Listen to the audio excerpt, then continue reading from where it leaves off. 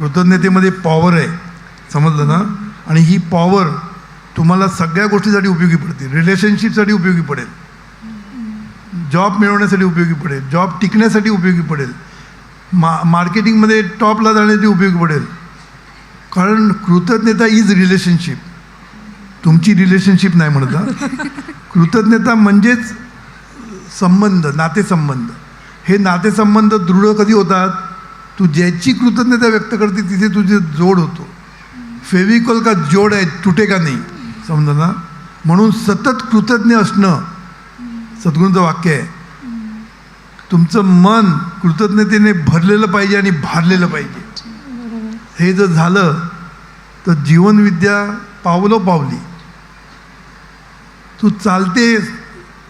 ते ज्ञानाचे बिंब म्हणतात तसं तू कृतज्ञताने चालत राहिली तर सक्सेस म्हणजे तुझ्या मागे मागे येत राहणार. तुला सक्सेसच्या मागे लागायला लागणार नाही, यश तुझ्या मागे लागेल. कळलं ना. कृतज्ञ राहा प्रत्येक गोष्टी. निर्जीव वस्तूबरोबर कृतज्ञ राहा. बघ तुला काय काय मजा येईल ते.